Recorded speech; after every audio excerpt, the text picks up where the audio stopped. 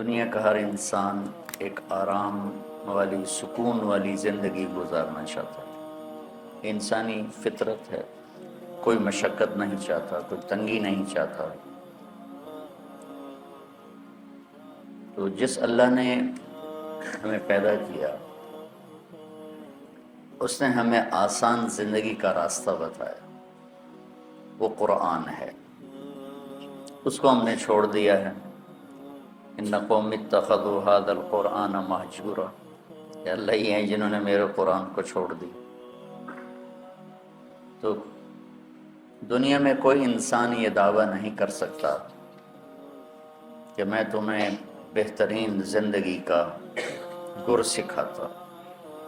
قرآن یہ دعویٰ کرتا ہے فَلَنُحْيِيَنَّهُ حَيَاةً طَيِّبَةً، کہ تم میری مان لو تو ہم تمہیں خوبصورت زندگی نصیب فرمائیں گے۔ تو بھائیو، قرآن صرف رمضان میں سننے سنانے کی چیز نہیں ہے۔ قرآن پاک ہماری زندگی میں اس طرح ہے جیسے کھانا اور پینا۔ روٹی اور پانی کے بغیر آدمی چند دنوں کے بعد موت کے گھاٹ اتر جاتا، مر جاتا۔ قرآن سے اور نبی پاک کی سیرت سے دور رہنے کے بعد انسانی روح مر جاتی،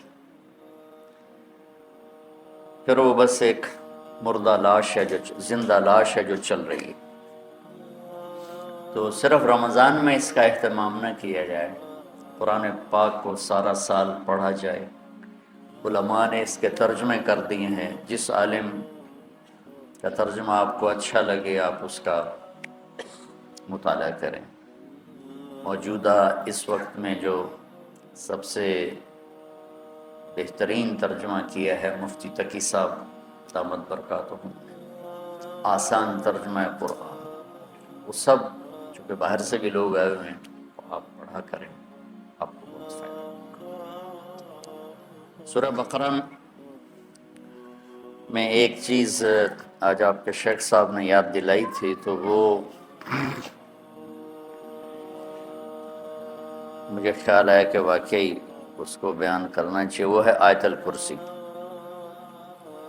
کہ اس میں اللہ کا تعارف ہے ایسے خوبصورت انداز میں۔ سارے جو دین ہے اس کی بنیاد ہے توحید، رسالت اور آخرت۔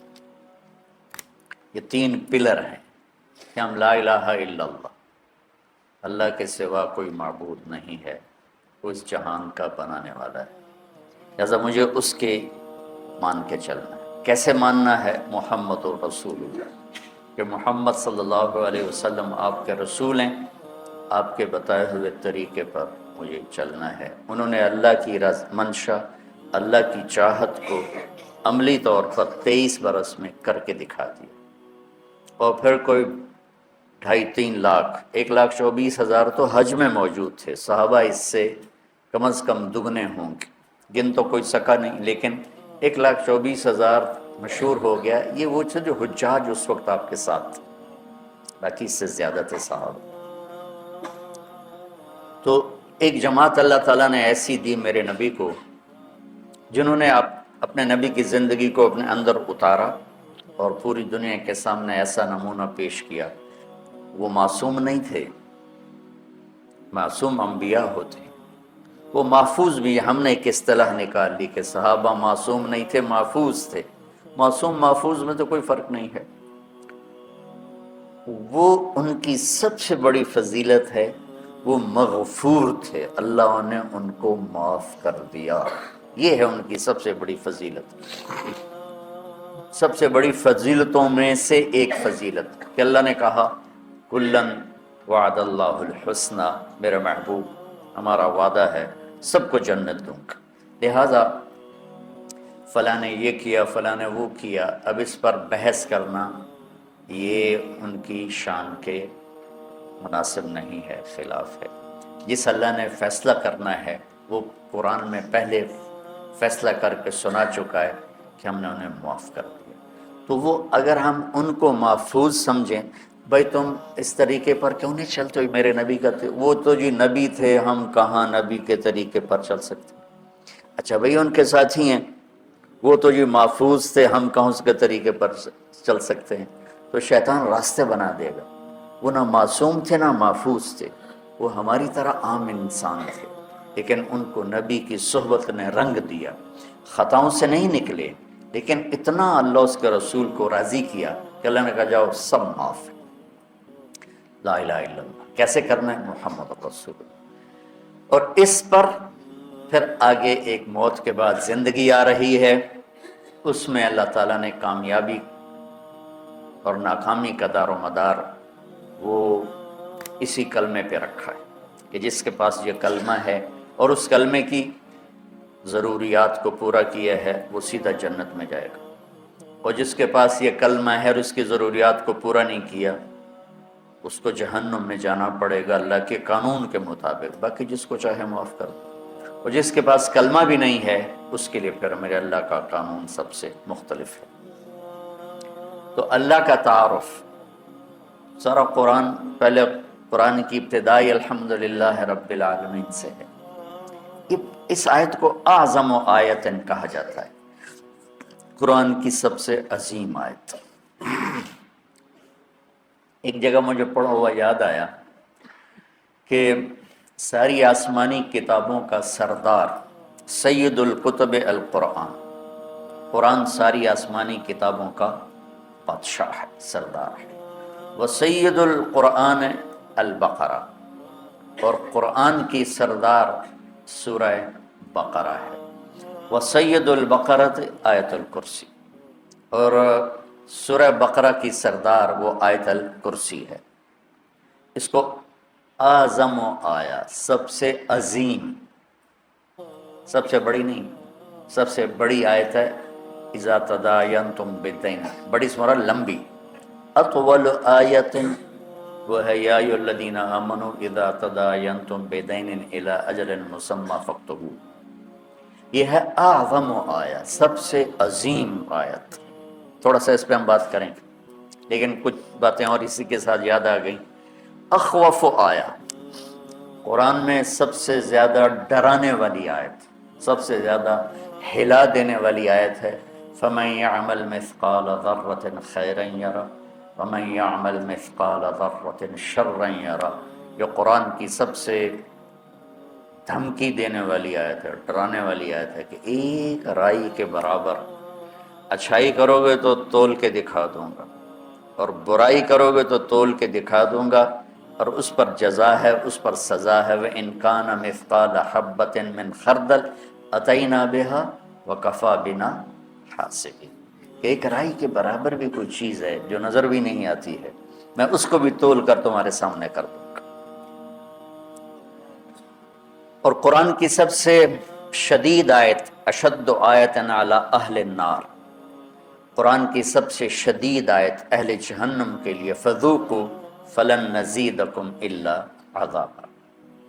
اور قرآن کی سب سے امید دلانے والی آیت یا عبادی الذین اسرفوا علی انفسہم لا تقنطوا من رحمت اللہ ان اللہ یغفر الذنوب جميعا انہ هو الغفور الرحیم، کہ اے میرے بندو جنہوں نے اپنے اوپر ظلم کیا ہے، ڈرو نہیں، مایوس نہ ہو، توبہ کرو، میں سارے ہی معاف کر دوں گا، سب معاف کر دوں گا۔ اور قرآن کی سب سے زیادہ عدل والی آیت، عدل کو ان اللہ یامر بالعدل والاحسان وایتاء ذی القربى وینہی عن الفحشاء والمنکر والبغی یعظکم لعلکم تذکرون۔ اچھا، یہ تو مضمون میں نے آپ کو پڑھا ہوا بتایا ہے، تو اس میں جہنم والوں کے لیے بھی آیت آ گئی، کفار کے لیے بھی آ گئی، اللہ کی عظمت حیبت بھی آ گئی۔ تو میں چونکہ جنت میرا مضمون ہے، میں سب سے پہلے جنت کو ممبر پہ اللہ نے میرے ذریعے سے بیان کروایا، تو میں نے دیکھا اس میں جو جنت والوں کے لیے سب سے بہترین آیت کون ہے، جیسے جہنم والوں کے لیے سب سے خوفناک آیت ہے فذوقوا فلن نزیدکم الا عذابا۔ تو جنت والوں کے لیے سب سے بہترین آیت کیا ہو سکتی ہے؟ تو یہ میرا تتبع یا میری تلاش کے بعد ہے، ضروری نہیں یہ صحیح ہو، اس سے بھی کوئی عالی شان آیت ہو سکتی ہے جنت والوں کے لیے، لیکن جو میں نے ڈھونڈوں اس نظر سے جب میں نے قرآن کو دیکھنا شروع کیا تو مجھے سورہ قاف کی آیت لگی کہ یہ سب سے زیادہ جنت والوں کے لیے خوشخبری ہے، لہم ما یشاءون فیہا ولدینا مزید۔ مجھے لگا کہ فلن نزیدکم ولدینا مزید، میں نے اس کو جوڑا، تو میں نے اپنے طرف سے یہ ایک استنباط کیا کہ یہ آیت میرے خیال میں اللہ تعالیٰ نے جنت والوں کی خوشخبری کے لیے سب سے اعلیٰ درجے کی بنائی ہے، لہم ما یشاءون فیہا۔ تو ما یشاءون کی حد کوئی نہیں ہے۔ ایک روایت یاد آ گئی کہ جنت میں ایک بادل اٹھے گا، بادل، تو ان پر آتی مشک و عنبر کی بارش کرے گا، تو اس کے بعد اس بادل میں سے آواز آئے گی کہ جنت والو کیا چاہتے ہو، تم پر اس کی بارش کرو، کیا چاہتے ہو تم پر اس کی بارش کرو، لہم ما یشاءون فیہا۔ یہ بڑے زمانے کے بعد مجھے بات یاد آئی، اس میں ہے حادی الارواح الی بلاد الافراح میں یہ بات موجود ہے، جو میں نے آج سے کوئی 36 سال پہلے پڑھی تھی میں نے یہ۔ تو احمد بن ابی الحواری یہ تابعین میں سے ہیں یا تبع تابعین میں سے ہیں؟ وہ کہنے لگے اگر اللہ نے مجھے وہ موقع دے دیا نا اور بادل نے کہا کہ بولو کیا بارش کروں، تو میں کہوں گا میرے اوپر تو حوروں کی بارش کر دے، امطری علی جواری مزینات، مزینات، میرے اوپر فل میک اپ والی حوروں کی بارش کر دے، لہم ما یشاءون فیہا، جو چاہیں گے وہ ملے گا۔ پھر اللہ کہتا ولدینا مزید، پھر وہ ملے گا جس کا تمہیں خواب و خیال بھی نہیں، مزید، انتہائی کوئی۔ تو یہ ہے اعظم آیا، اس میں اللہ کا تعارف ہے، اور اللہ کا نام نامی اس میں کتنا گھوم ہے ہم گنیں گے۔ اللہ، اچھا ایک بات اور یاد، اللہ کا نام قرآن میں کیا ہے؟ بولو سارے بولو، دوبارہ بولو، پھر بولو، کہیں خدا بھی آیا ہے؟ کہیں خدا آیا؟ یہ کیا تم نے لگایا ہوا ہے؟ پٹھان خدا کو خدائے بنا جاتا ہے، خدائے پاکا، خدائے پاکا، وہ اور آگے لے جاتے ہیں۔ وہ جو ہمارے گجراتی میں نے یہ خدا کو خدا بناتے ہیں، خدا کی قسم، خدا۔ ارے اللہ کا نام اللہ ہے، تم علمی لوگ ہو کر اس کو اللہ کے بجائے خدا لکھتے، خدا ہو، پڑھتے خدا ہو، بولتے خدا۔ وہ میں نے ایک مضمون پڑھا میری اس بات کے رد میں، اور رد کس بات پر؟ ہمارے اکابر نے خدا کہا ہے، ہم کیوں نہ کہیں؟ یہ دلیل دی جا رہی۔ ارے بھائی میں کب کہہ رہا ہوں کہ خدا کہنا حرام ہے؟ میں نے کوئی کبھی کہا؟ میری تو لائن ہی نہیں فتویٰ دینا۔ میں یہ کہہ رہا ہوں کہ خدا اللہ کی تعبیر نہیں کرتا، جیسے ہمیں کہا جاتا تھا گاڈ مت کہا کرو، گاڈ، انگریزی میں گاڈ، کہ گاڈ اللہ کا ترجمہ نہیں ہے۔ تو میں پوری بصیرت کے ساتھ کہتا ہوں خدا اللہ کا ترجمہ نہیں ہے، گاڈ اللہ کا ترجمہ نہیں ہے، یعنی فل ترجمہ، فل۔ بھگوان اللہ کا اللہ کی پوری ٹرانسلیشن نہیں ہے۔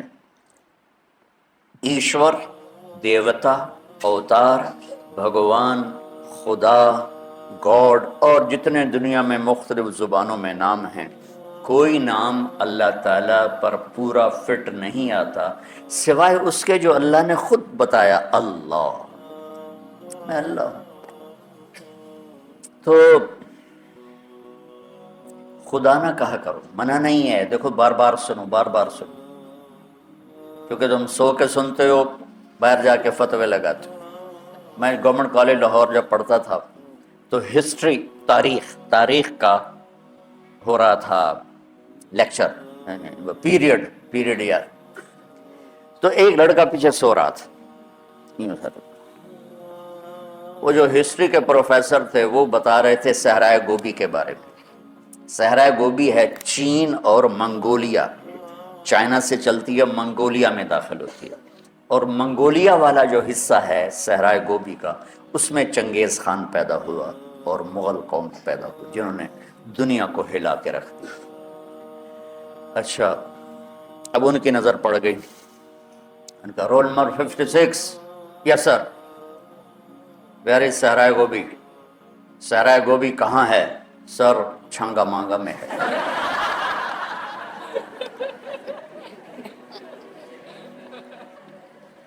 اس نے کہا دفع ہو جاؤ، ایک ہفتے کے لیے مجھے شکل نہ دکھانا۔ تو یا تم غافل بیٹھے ہوتے ہو یا سوئے ہوتے ہو اور میری بات کا بتنگڑ بنا دیتے ہو۔ خدا کہنا منع نہیں، بھگوان کہنا منع نہیں ہے، گاڈ کہنا منع نہیں ہے، ایشور کہنا، ہر ایک کی اپنی زبان ہے، لیکن اللہ کے سوا کوئی لفظ نہیں جو اس ذات کی پوری ترجمانی کر سکے۔ لہٰذا کم از کم تم بچے جو میرے پاس پڑھ رہے ہو یا جو سن رہے ہو یہاں بیٹھ کر یا اس کیمرے کے ذریعے سے، اللہ کو بولنا سیکھو۔ اللہ، لفظ اللہ میں خصوصیت ہے، جتنے حرف ہیں نا نقطے والے، با، تا، ثا، جیم، خا، زال، زا، شین، ضاد، ظا، غین، فے، قاف، نون، یہ جتنے نقطے والے حرف ہیں یہ کمزور ہیں اور بغیر نقطے والے طاقتور ہیں۔ اس کی ایک وجہ جو سب کو آسانی سے سمجھ میں آ جائے کہ نقطے والا جو حرف ہے وہ اپنا مطلب بیان کرنے کے لیے باہر سے ایک نقطے کا محتاج ہے، دو کا محتاج ہے، تین کا محتاج، اور جو بغیر نقطے والا حرف ہے وہ اپنا مطلب بتانے کے لیے کسی نقطے کا محتاج نہیں ہے۔ ٹھیک ہے؟ شین کو تین نقطے چاہیے تب اپنا مطلب بتائے گی، اور سین کو کچھ نہیں چاہیے، وہ اپنا مطلب خود بتا دے گی۔ سمجھ میں آئے؟ لفظ اللہ میں کوئی نقطے والا حرف ہے؟ اللہ نے ان حرفوں سے اپنا نام چنا جس میں نقطہ نہیں۔ لفظ محمد کوئی نقطے والا حرف ہے؟ احمد کوئی نقطے والا حرف؟ اللہ کتنے حرف ہیں؟ 4۔ محمد کتنے حرف ہیں؟ 4۔ احمد کتنے حرف ہیں؟ 4۔ 4 کو 3 دفعہ جمع کرو تو بن گئے 12۔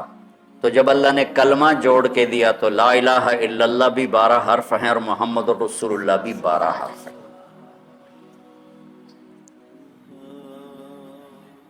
اللہ کے لفظ کی ایک اور خصوصیت، کسی حرف میں لفظ میں سے حرف نکال دو تو اس کا مطلب دائیں بائیں ہو جاتا ہے۔ مثلا خدا ہی لے لو، خدا، خدا کی خا ہٹا دو تو پیچھے بچے گا دا۔ یہ پٹھان یہ بولتا ہے دادے دادے دادے، پتہ نہیں کیا کہتے ہیں، یہ اچھا دادے یہ ہے، تم پٹھان ہو؟ اچھا اچھا اچھا، اب اس کی دال ہٹا دو تو بن جائے گا خا، تو بھی خا خا خا خا خا خا، وہ بھی یہی کہتے ہیں ہاں ہاں ہاں ہاں، اتنا تو مجھے بھی پشتو آتی ہے بھائی۔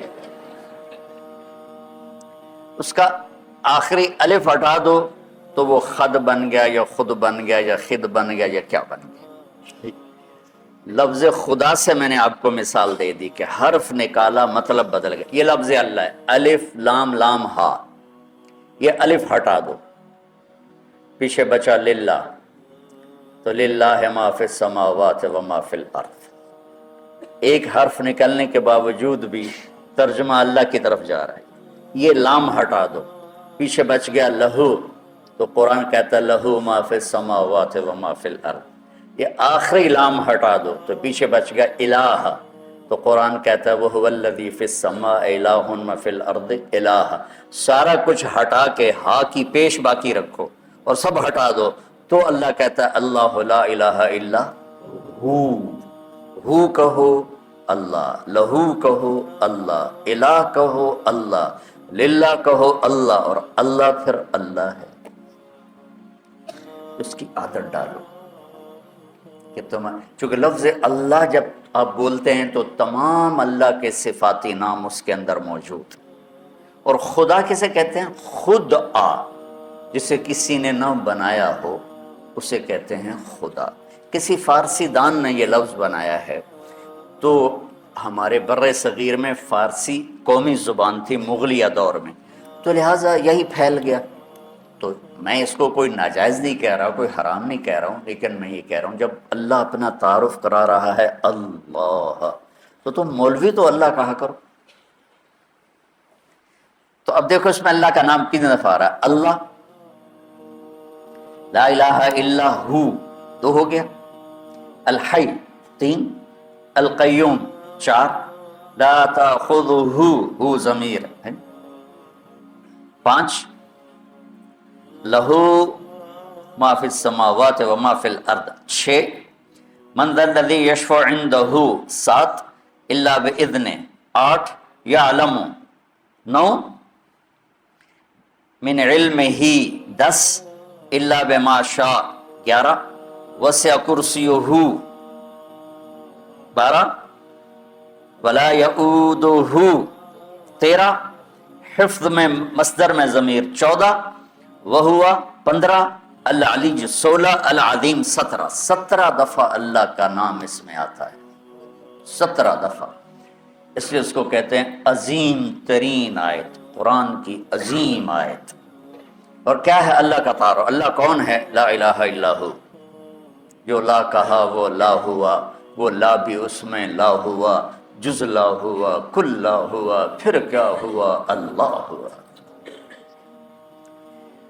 تو اللہ کیسا ہے؟ لا الہ الا ہو، اس جیسا کوئی ہے ہی نہیں، وَلَمْ يَكُنْ لَهُ كُفُوًا أَحَدٌ۔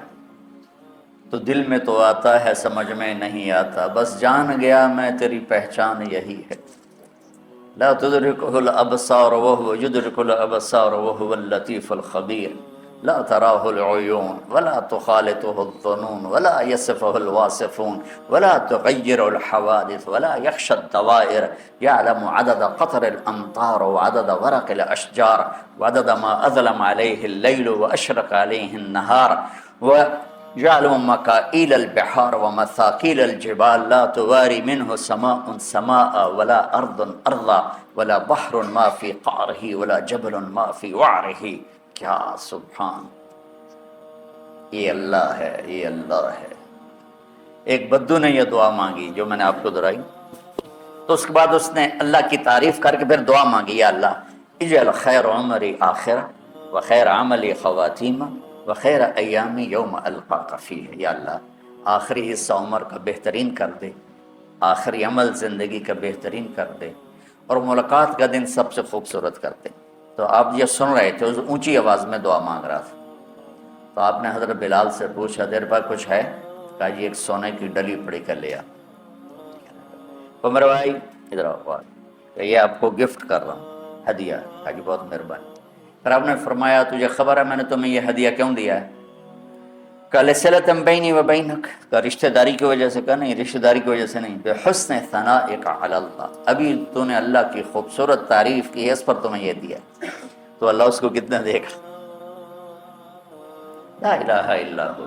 اور کیسا؟ الحی، موت سے پاک، ہمیشہ زندہ، القیوم، ہمیشہ قائم، اونگنے، اور الحی القیوم کی پھر مزید وضاحت ہے، لا تاخذہ سنۃ ولا نوم، یہ نہیں اللہ نے کہا لا ینام ولا ینعس، لا ینام ولا ینعس میں ایک چیز کی نفی نہیں ہوتی کہ نیند تو آ رہی ہے لیکن قابو کر لیتا ہے، اونگ تو آ رہی ہے قابو کر لیتا ہے۔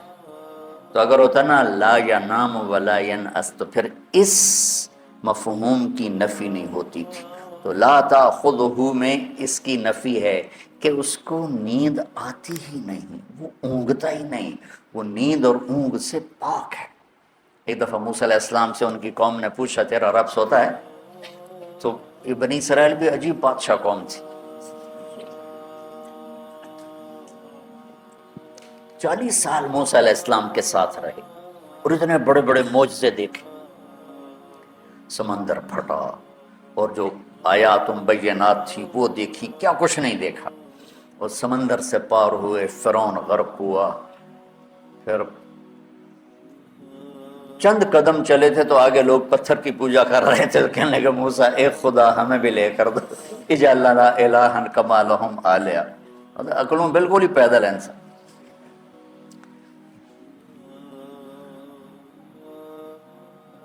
تو میرا رب کیا ہے؟ سونے سے پاک ہے، اونگنے سے پاک ہے، لہذا جو ہمیشہ سے زندہ ہے اسی کا حق ہے کہ اس کو پکارا جائے، جو ہمیشہ سے قائم ہے اسی کا حق ہے کہ اسی سے مدد مانگی جائے، جس کو اس رب نے بنایا اور پیدا کیا اور ماں کے پیٹ سے نکالا، قبر کے پیٹ میں اتار دیا اور اپنے پاس بلا لیا۔ وہ کتنی ہیں عظیم ہستیاں گزری ہیں دنیا میں، لائن لگی ہوئی، پکارے جانے کے قابل صرف اللہ ہے۔ وَإِذَا سَأَلْتَ فَاسْأَلِ اللَّهَ وَإِذَا اسْتَعَنْتَ فَاسْتَعِنْ بِاللَّهِ۔ سونے سے پاک ہے، اونگ سے پاک ہے، ہیبت کیسی ہے؟ مَنْ ذَا الَّذِي يَشْفَعُ عِنْدَهُ إِلَّا بِإِذْنِهِ، کوئی کسی میں ہمت ہے کہ اس کے سامنے دم مار سکے اس کی اجازت کے بغیر؟ علم کیسا ہے؟ مَا بَيْنَ أَيْدِيهِمْ وَمَا خَلْفَهُمْ، آگے اور پیچھے، ماضی اور حال، مستقبل۔ زمین تو ویسی چھوٹی سی ہے، اس کائنات کا کو لوگ جو تلاش کر رہے ہیں وہ پاگل ہو جاتے ہیں کہ یہ اتنی بڑی کائنات کس نے بنائی تھی، کیسے بنائی تھی، وہ کیا نظام ہے۔ یہ ایک بہت بڑا طبقہ نا جو کہتا ہے کہ خود بخود ہو گیا، یہ خود بخود ہو گیا، دھماکہ ہوا خود بخود ہو گیا۔ ایک مثال دیتا ہوں،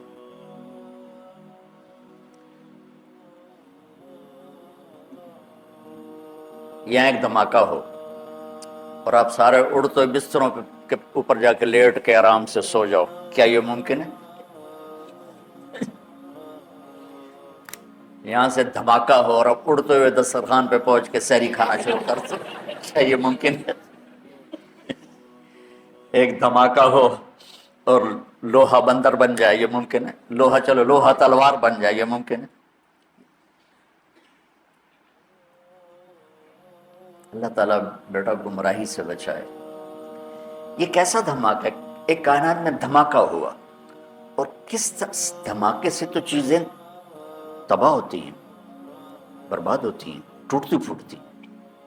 آج کل گندم تل رہی ہے نا ہمارے سارے پنجاب میں، تو گندم میں دھماکہ ہوا اور ساری گندم اڑ کے بوریوں میں فٹ ہو کے ٹرک پہ چڑھ گئی اور منڈی بھی پہنچ گئی۔ تو اگر میں یہ کہوں ظاہر کہیں کہ بڑے بیوقوف ہو، اور میں کہوں کہ تم کہتے ہو دھماکے سے ہر چیز اپنے آپ سیٹ ہو گئی، تو تم تو مجھ سے بڑے بیوقوف۔ ایک آسٹریلیا کا سائنسدان تھا، مجھے نام بھول گیا، جب دھماکہ ہوا، اولم یر الذین کفروا ان السماوات والارض کانتا رتقا ففتقناہما، اس سے استدلال کیا جو قرآن سائنس ثابت کرنے نہیں آیا، قرآن سائنس کو ثابت کرنے نہیں آیا، یہ زندگی کا طریقہ بتانے آیا ہے۔ آج سائنس کی تحقیق یہ ہے، اور کل غلط ہو کے کوئی اور آ جائے۔ قرآن کا موضوع سائنس نہیں ہے۔ وہ شیخ ندوی رحمۃ اللہ علیہ کے دوست تھے، بڑے عرب عالم، تنتاوی رحمۃ اللہ علیہ کی تفسیر پڑھنے بیٹھا، وہ ہر جگہ سائنس کو ٹھوکتے جا رہا ہے، یہاں یہ سائنس کا فارمولہ زندہ ہو رہا ہے، یہاں یہ زندہ ہو رہا ہے۔ کہ اللہ ان کی بخشش فرمائے، اتنے بڑے ادیب علامہ تھے، لیکن یہ کیا کر رہے ہیں کہ سائنس کو ثابت کر رہے ہیں۔ قرآن سائنس ثابت، قرآن اللہ کا علم ہے، سائنس انسانی علم ہے، آج کچھ اور ہے کل کچھ اور ہے۔ تو لہٰذا میں یہ نہیں کہہ رہا ہوں کہ یہ آیت اس دھماکے کو بتا رہی ہے، اللہ کو پتہ ہے کہ کیا دھماکہ ہے۔ تو قرآن سے سائنس نہیں ثابت کی جاتی، قرآن سے انسانیت کا سبق ملتا ہے کہ انسان کیسا ہونا چاہیے۔ تو اس کا میں نے ریسرچ پڑھی تھی کہ جس وقت دھماکہ ہوا تو دو چیزیں پیدا ہوں، ایک رفتار، جیسے میں اس کو یوں پھینکوں تو یہ ایک رفتار سے جائے گا، رفتار، اور ایک ان کی آپس میں کشش، گریوٹیز، جیسے زمین میں کشش ہے، ثقل ہے نا، جس نے ہمیں پکڑا ہوا ہے، اور اوپر 280 من ہوا کا دباؤ ہے، نیچے زمین نے پکڑا ہوا ہے، اوپر 280 من ہوا کا دباؤ ہے، یہ 24,000 کلومیٹر ہے۔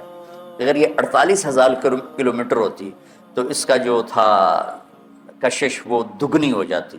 تو ہم زمین پر ایسے چلتے جیسے گارے میں پھنس کے نہیں گاڑیاں چلتی ہیں، ہم چلتے ہیں کہ پیر اٹھانا پھر رکھنا پھر اٹھانا پھر رکھنا. اور اگر یہ اس سے 4 گنا بڑی ہوتی تو آج کا 6 فٹ کا نوجوان چوہے کے برابر ہوتا. سارے چوہے ٹورے پھرتے ان سے. اللہ نے کس حساب سے اس کو بنایا. اوپر 280 من ہوا، نیچے زمین کی پکڑ. ہم یوں 2 پکڑوں کے اندر کھڑے ہوئے ہیں اور ہم سب زمین پر الٹے لٹکے ہوئے ہیں، الٹے. میں ایک دفعہ چھپکلی کو دیکھ رہا تھا، میں نے کہا یا اللہ پٹھی ٹوری جاندی ہے چھت پہ. تو تھوڑی دیر بعد مجھے خیال ہے تو بھی تو پٹھا ہی پڑا ہوا ہے. یہ زمین ہے، یہ میرے پاؤں ہیں، یہ میرا سر ہے. میں یوں ہوں. شہنشاہ اعظم. تو وہ لکھتا ہے کہ رفتار اور کشش 1 سیکنڈ کے 10 کروڑویں حصے کے برابر. اگر کمی بیشی 1 سیکنڈ ٹک، یہ 1 سیکنڈ ہو گیا. وہ مثال دے رہا تھا. 1 سیکنڈ کو 10 کروڑ حصوں میں تقسیم ہی نہیں کیا جا سکتا. وہ مثال دے رہا تھا. 1 سیکنڈ کے 10 کروڑویں حصے میں اگر رفتار بڑھ جاتی تو کائنات گم ہو جاتی. اگر کشش بڑھ جاتی تو کائنات سکڑ کے پھر زیرو ہو جاتی. تو اس کو یہ خود ہی بن گئی.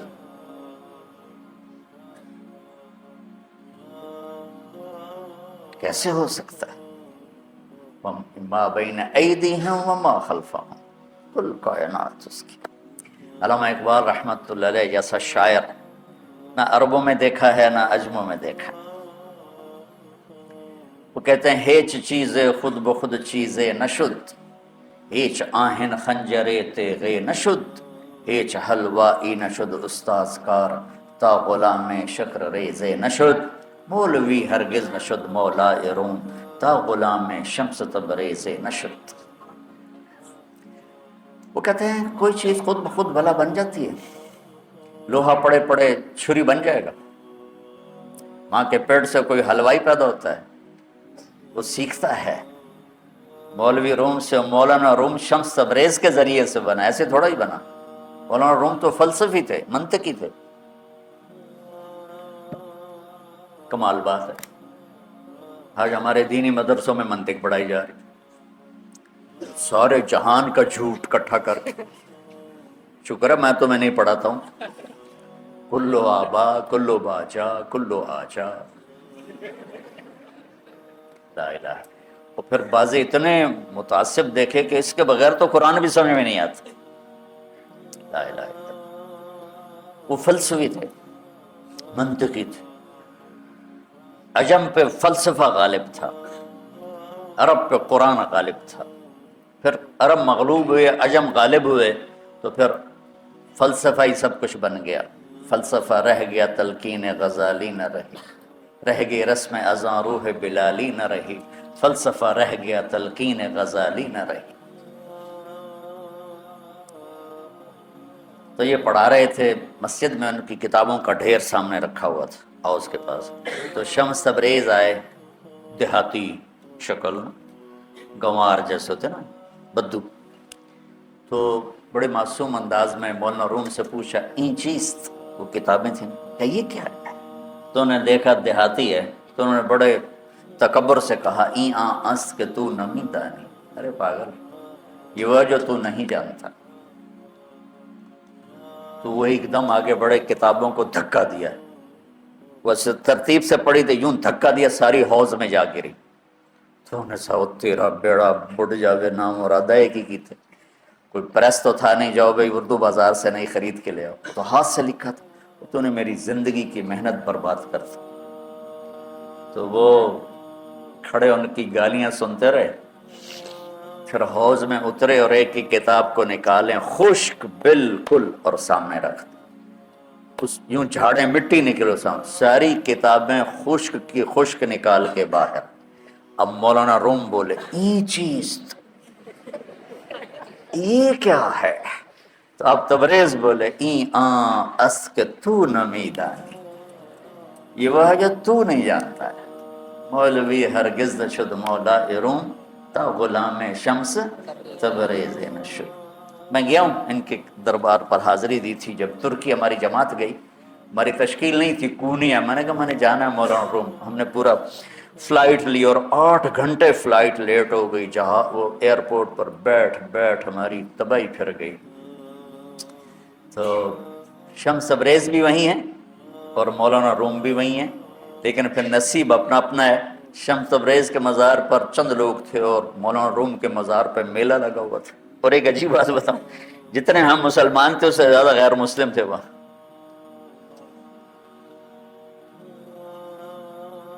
تو یعلم ما بین ایدیہم وما خلفہم، سب اللہ کی تعریف ہو رہی. ولا یحیطون بشیء من علمہ الا بما شاء، جس سے جو ملتا ہے وہ اللہ کی طرف سے ملتا ہے. جڑ وما اوتیتم، وما بولو، وما تعلمتم، وما اکتسبتم، نہیں، وما اوتیتم کس نے دیا؟ اللہ نے. آتیناہ رحمۃ من عندنا وعلمناہ من لدنا علما. وسع کرسیہ السماوات والارض، جس کی کرسی اتنی بڑی ہو کہ زمین آسمان پہ چھا جائے. ولا یعودہ حفظہما، اس سب نظام کو چلاتے ہوئے تھکتا نہیں. وہو العلی العظیم، کیا عظمتوں والا ہے. اس میں ایک اور خوبصورت جو نظم ہے اور خوبصورت جو ترتیب ہے اور خوبصورت جو آپس میں جوڑ ہے، وہ تھوڑا سا میں آپ کو بتاؤں. اللہ لا الہ الا ہو الحی القیوم، یہاں ایک جملہ پورا ہو رہا ہے. اس کو نیچے لے جاؤ، وَهُوَ الْعَلِيُّ الْعَظِيمُ. الحی القیوم، وَهُوَ ان کا آپس میں جوڑ نظر آتا ہے. الحی القیوم، العلی العظیم. لا تاخذہ سنۃ ولا نوم، نہ اونگتا ہے نہ سوتا ہے. ولا یعودہ حفظہما، ان میں آپس میں جوڑ نظر آ رہا ہے کہ نہیں آ رہا؟ تو تم مولویوں سے پوچھ رہا ہوں جو بیچارہ باہر سے، اس کو کیا پتہ. نہ اونگتا ہے نہ سوتا ہے. تو اس کے مطابق ادھر جملہ ہے ولا یعودہ حفظہما. یعود ہوتا ہے تم وزن اٹھا لو نا، چلتے ہوئے یہ جو تھکن کی آواز ہے نا، یہ ہے ولا یعودہ. تو ادھر ہے لا تاخذہ سنۃ ولا نوم، اور ادھر ہے ولا یعودہ حفظہما. لہ ما فی السماوات وما فی الارض، اور ادھر ہے وسع کرسیہ السماوات والارض. زمین آسمان کا شہنشاہ ہے، اس کی کرسی نے زمین آسمان کو گھیرے میں لیا ہوا ہے. ادھر ہے من ذا الذی یشفع عندہ الا باذنہ. ادھر ہے ولا یحیطون بشیء من علمہ الا بما شاء. ہر اوپر والا جملہ نیچے والے جملے سے جڑا ہوا ہے. 4 اوپر کے جملے، 4 نیچے کے جملے آپس میں جڑے ہوئے ہیں. تو ایک سوال اٹھتا ہے کہ یہ جوڑ کون ہے بٹھانے والا؟ پہلے کو 9 سے ملایا، دوسرے کو 8 سے ملایا، تیسرے کو 7 سے ملایا اور چوتھے کو 6 سے ملایا. یہ کون ذات ہے جس نے اس خوبصورت انداز میں اس کلام کو ترتیب دیا؟ تو اس کا جواب ہے درمیانی جملہ یعلم ما بین ایدیہم وما خلفہم. وہ علم والا ہے جو آگے بھی جانتا ہے پیچھے بھی جانتا ہے. جوڑ کے دکھا دیا آپ کو سب. آیت الکرسی. تو اس کے بعد جب اللہ تعالیٰ کہہ رہا ہے، یہ آج آپ کے شیخ صاحب نے اگلا نقطہ مجھے سمجھایا کہ اتنا واضح کر دینے کے بعد، جتنا اللہ نے اس میں اپنے آپ کو واضح کیا ہے، اس کے بعد پھر اللہ کہتا اب تمہاری مرضی ہے. لا اکراہ فی الدین. اب میں ڈنڈا چلا کے تمہیں کلمہ نہیں پڑھاؤں گا. تم نے پڑھنا ہے تو پڑھ لو، ایمان لانا تو لے اور نہیں تو نہ.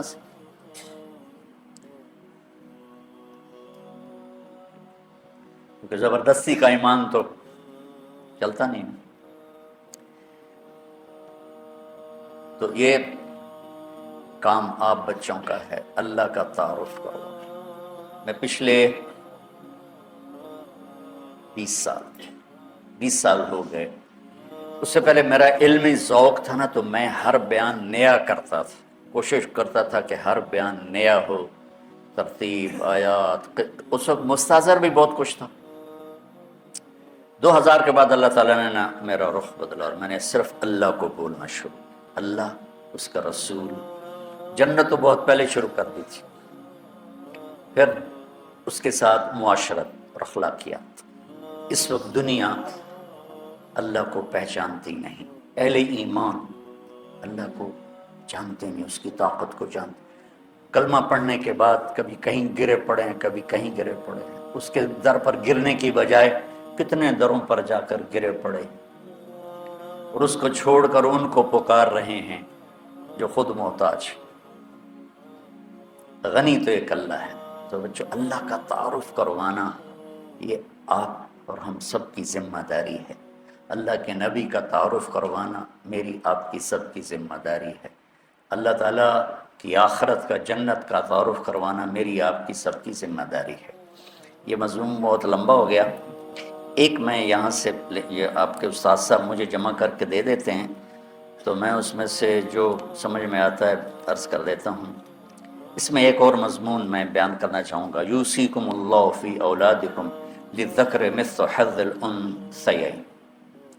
ہمارے پاکستان میں بیٹیوں کو وراثت نہیں دیتے، چاہے وہ پٹھان ہوں، پنجابی ہوں، سندھی ہوں، بلوچی ہوں۔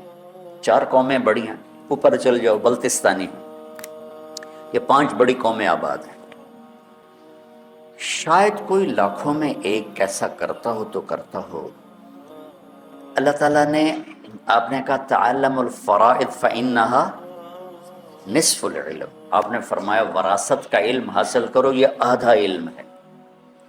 تو بچوں، ہماری معاشرت میں بیٹی کے لیے اللہ نے وراثت بنائی، ہم نے انکار کر دیا۔ اور دیکھو ذرا قرآن کا طرز، عرب بھی بیٹیوں کو وراثت نہیں دیتے تھے، عرب بھی ساری بیٹے لے جاتے تھے۔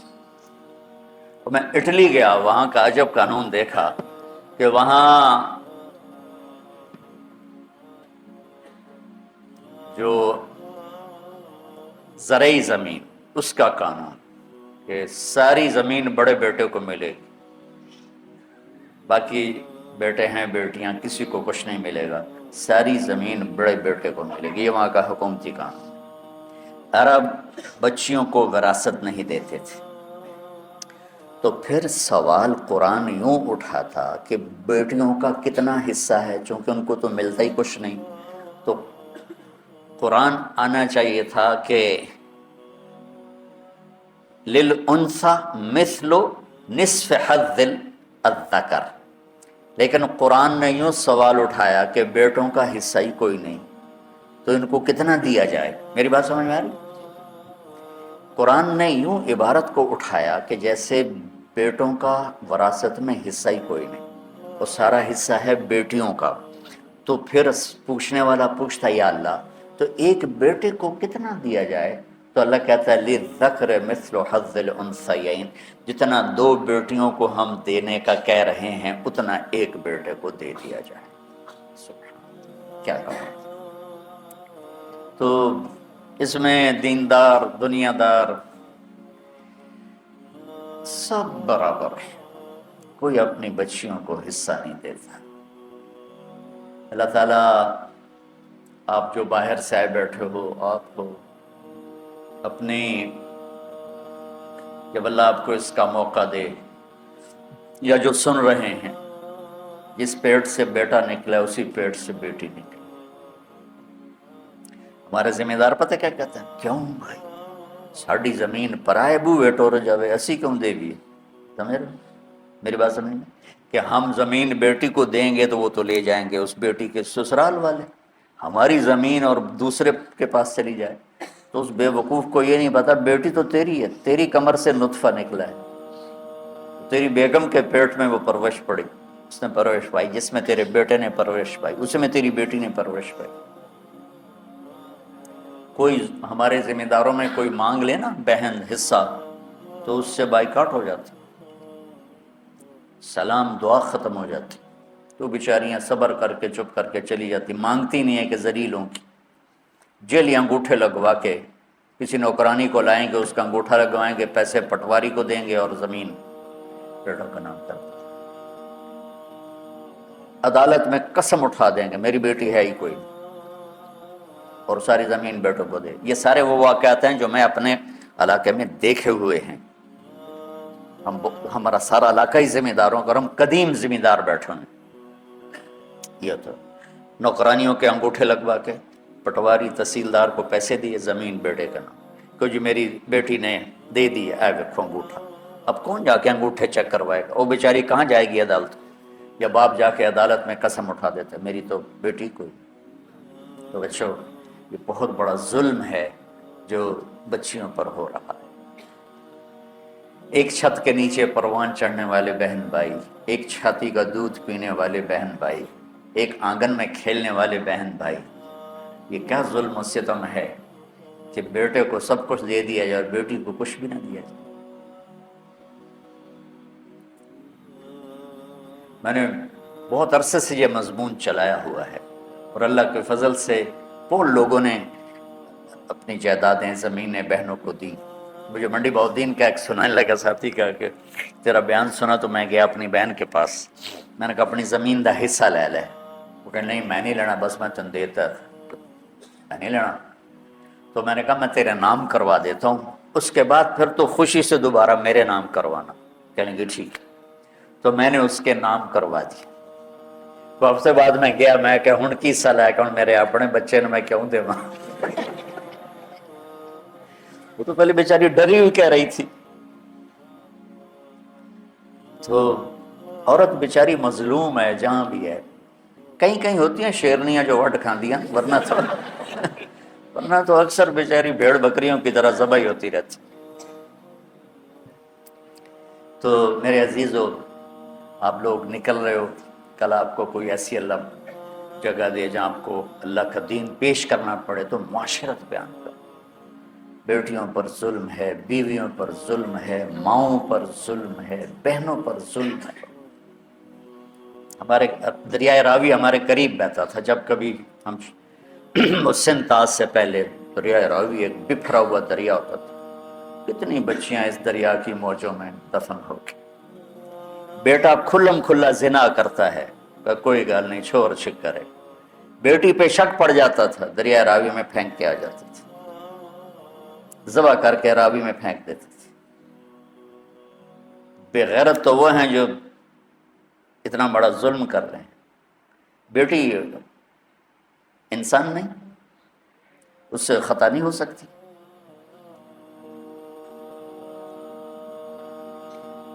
اور انسان سے خطا ہو سکتی۔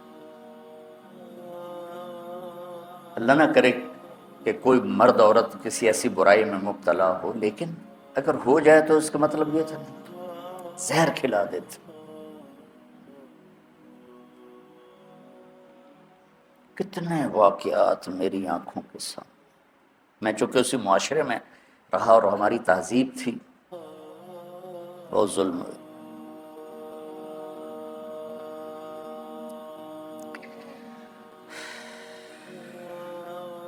تو اللہ تمہیں مجھے ہمت دے، بچیوں کو وراثت دے۔ خامد باپ مر جائے، ماں کا حصہ ہے نا، 1 ٹکا نہیں دیتے ماں کو۔ مرلا تو بڑی بات ہے، 1 ٹکا نہیں دیتے۔ بیچاری مائیں بڑی خوددار ہوتی ہیں، بات جو اولاد سے مانگتی نہیں ہیں، اندر ہی تڑپ تڑپ سسک سسک کے زندگی گزار لیتی ہیں، مر جاتی ہیں۔ ایسے نہیں کرتے۔ ماں کا اللہ نے حصہ رکھا ہے، باپ مر جاتا ہے، ماں کا حصہ ہے زمین میں، جائیداد میں، اس کو دو، یا اس کے مطابق اس کو جتنی اس کی آمدنی اس کا خرچہ دو۔ ماں کو بھی کوئی نہیں دیتا، بہنوں کو بھی کوئی نہیں دیتا، خامد مر جائے بیوی کو نہیں دیتے۔ یہ وہ مسائل ہیں سلگتے ہوئے جو وقت کی ضرورت ہے۔ ہم لوگ رفع یدین پہ لڑے جا رہے ہیں، 20 تراوی 8 تراوی پہ جھگڑے ہو رہے ہیں۔ سورۃ فاتحہ پہ جھگڑے ہو رہے ہو، کچھ تو سمجھو اللہ کے واسطے کہ امت کہاں پہنچ گئی ہے اور دینی حلقوں والے کیا کر رہے ہیں۔ کھلم کھلا ارتداد ہے، آگ لگی ہوئی ہے۔